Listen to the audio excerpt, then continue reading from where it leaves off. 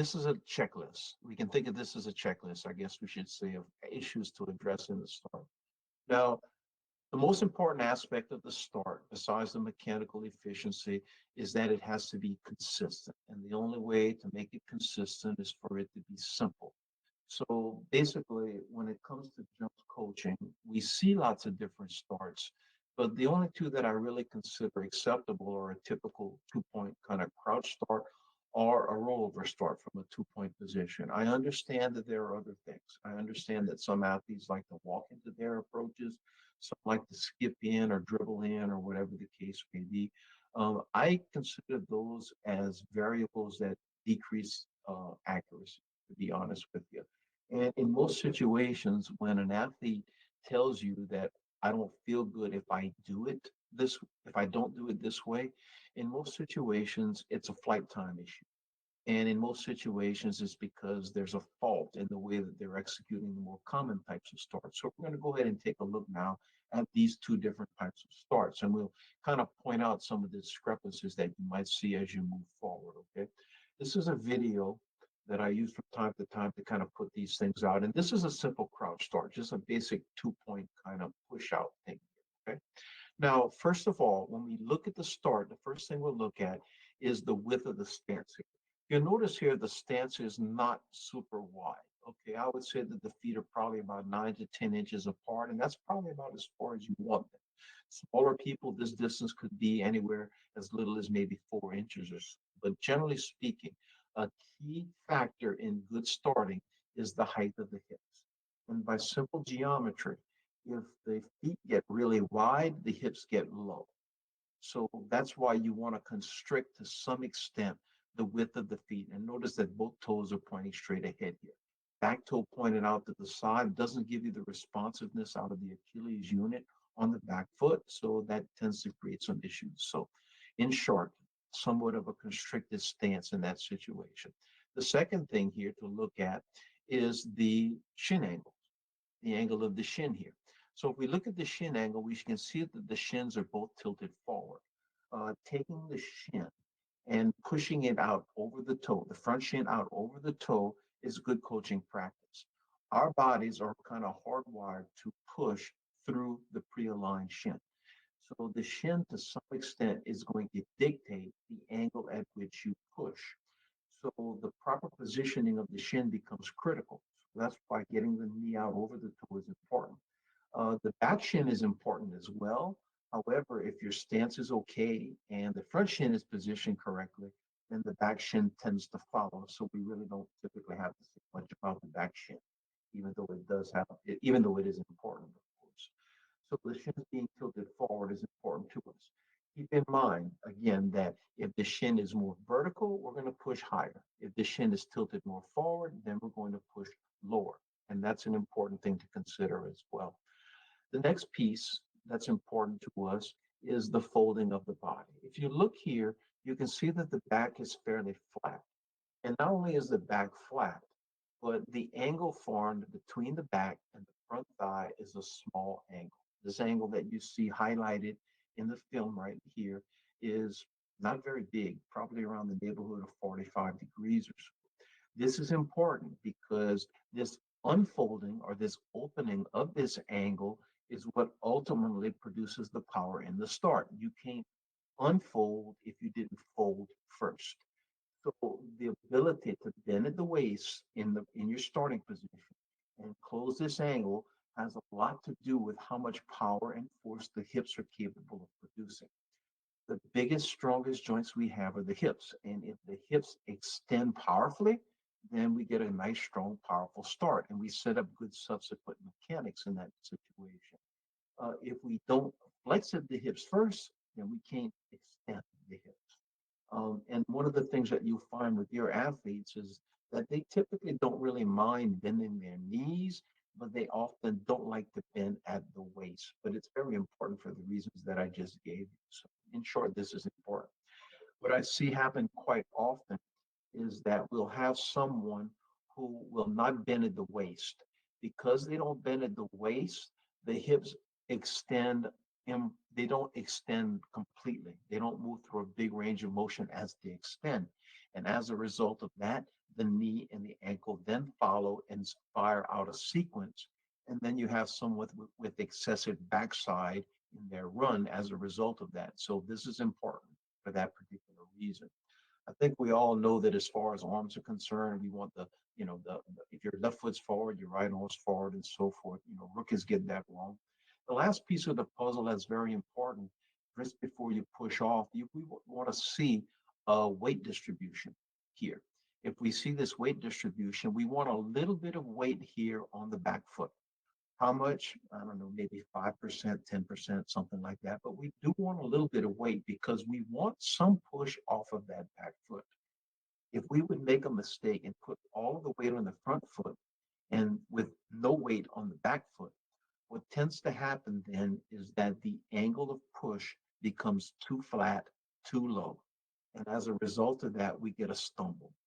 Now, sometimes this stumble isn't so bad that your eyes catch it, but the stumble is significant enough to prevent us from getting nice and tall and exhibiting and achieving good postures later in the run. So this to me is important. And my marker, what I kind of look for in video is right before the push off, I look to make sure that the hip is over the front heel in that situation. Okay, so that's the position that you kind of want to see.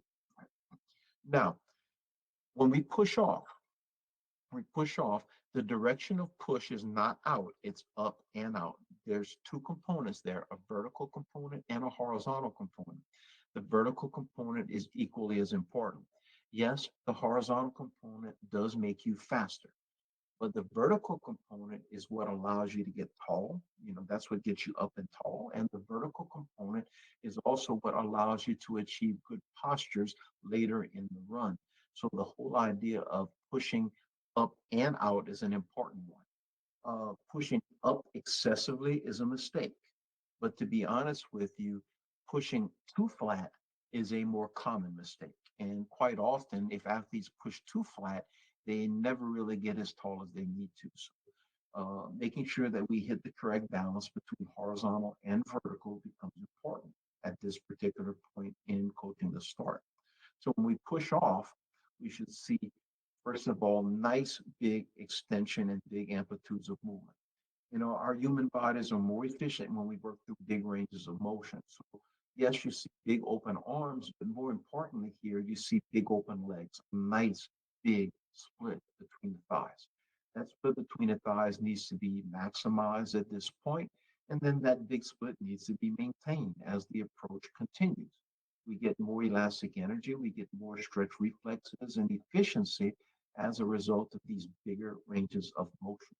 I always tell my athletes, if I asked you to drive a nail into a piece of wood with a hammer, you wouldn't hold the hammer by the metal part and hit it with little tiny strokes.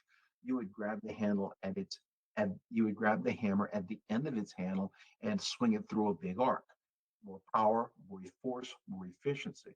That's kind of the philosophy that we're trying to use as we sprint. And we want to establish that from the very first start here.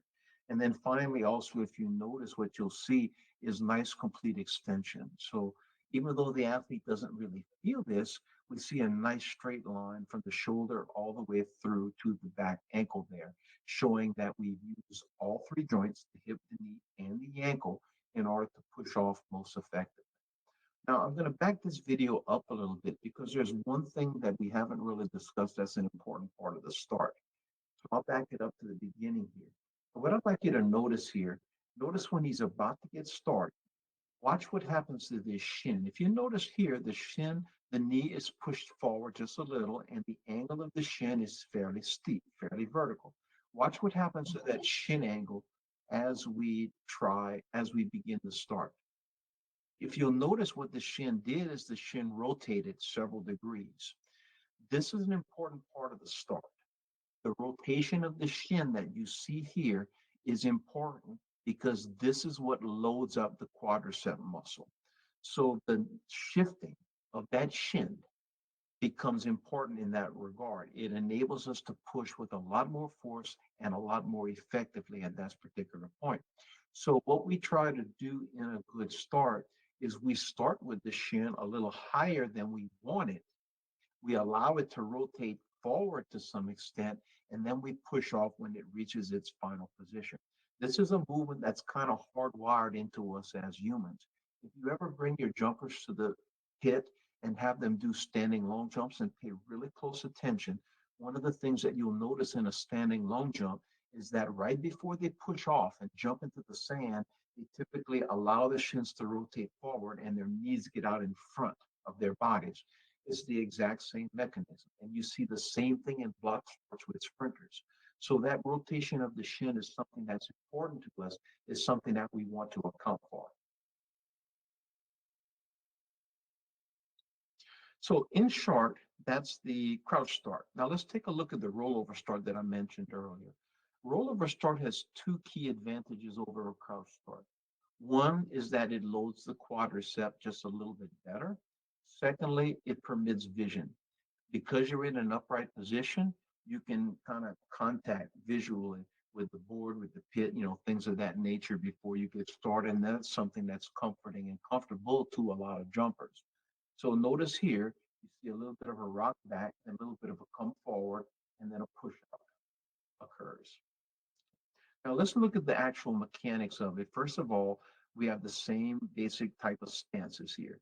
Now, of course, his left foot's forward, so his right hand is going to be raised as he moves back. Now, the thing to take from the start here, the rock back component, is look at the position of the front foot. If you notice here, you see the heel maintains contact with the ground and the toe is lifted off of the ground. That's how we rock back. This is important because what we've done here is we've dorsiflexed the ankle. We all know, I think, that when we sprint, we want to see dorsiflexed ankles. If at this particular point we dorsiflex the ankle, that dorsiflexion tends to repeat itself throughout the run. If, on the other hand, we made a mistake, left the toe down and picked up the heel and pointed the toe, plantar flexed the foot, in that situation, that would tend to repeat itself and that would be an error. So the idea of rocking back and picking up the toe becomes an important idea um, in a rollover start. Now, as I release the video here, two things are going to happen.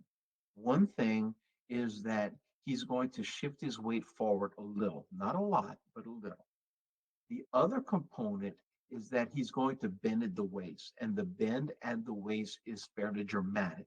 So watch the movements that he goes through here. You'll notice what he does is you see a little bit of a weight shift, but a big bend at the waist. And I'm going to back it up just a little so you can see that once more. Just a little bit of weight shift, but again, a dramatic bend at the waist. And then once we hit the bottom of that movement, then we see positions that are pretty similar. You notice we see the shins tilted at this point. We see that we have the same folding of the body with the chest close to the front thigh here, enabling the opening. If you'll notice also, we come up with the same basic weight distribution where we end up with the hips over the front heel, and just a little bit, you can tell by the pressure, there's pressure on the back foot by the position of the ball of the foot, where you can see that little bit of flexion in the ball of the foot there. And then from that point on, everything else is pretty much the same. You can notice here at the push off, we get the same trajectories. So as we look, we see this nice, powerful position, and we also going to see the same split being established. Now, one position that I want to mention to you, this key position that we mentioned earlier, two things I want to say about it. First of all, on video, you should see a nice straight line from the shoulder to the toe. You should see that on video, but it's important to note that the athlete does not feel this. If you ask the athlete to feel the straight line at this point, typically what happens is they end up with too much backside. The reason is by the time they feel it and the message goes to the brain and it registers in the brain, that's about 2/10 of a second or so. And that's enough to put them late. So my point here is that you should see this position on video, but it's probably a bad thing to tell your athletes to feel this position, because if they do feel it, they're going to be too late getting out of it. Okay, so just keep in mind that's a key point in high level coaching of any event, is understanding that the way it looks and the way it feels are typically a little bit different in that regard. Okay. The other thing I wanted to point out in this position is the position of the front shin, not the push off leg, but the other shin. And if you'll notice, if I don't, is my cursor showing up, guys? Yes. Yep. Okay, good. You notice my cursor is tracing the position of that front shin. And notice the position of the shins, they're fairly parallel to each other. Sometimes in a start, what you'll notice is that instead of the shin being here, the shin will be here, meaning that we see that foot getting stuck out just a little bit and that knee opens a little bit. When you see that knee opening there, that's an indicator that the initial angle of push is too low, too flat, and that athlete is experiencing a stumble. The way they recover from a stumble is to stick the feet out. So in this situation, if you see the foot going out, telling them to keep the foot in really doesn't help because it doesn't cause the issue. It doesn't, I should say, it doesn't address the issue or the issue that produced the problem. In those situations, the way to correct things is to push slightly higher, and that normally requires some verbal explanation and probably a little bit of adjustment on the shin angle in the initial starting position there. Okay? The other thing we can see here at this point in the start is the same as earlier, the nice big open split between the two thighs. So in short, one of the things that we mentioned is the importance in balance between vertical and horizontal. It's been my experience that when athletes come to me and say, I can't do a crouch start or I can't do a rollover start, it doesn't feel right, in most times it's because their rollover starts or their crouch starts are too horizontally oriented. And as a result, they experience that type of stumble. So what I prefer to do is to teach them how to do those starts correctly so that they achieve the correct amount of flight time and the correct push off angles. And then they feel comfortable using those starts afterwards and they enjoy a measure of consistency, I guess you would say, and afterwards as a result of.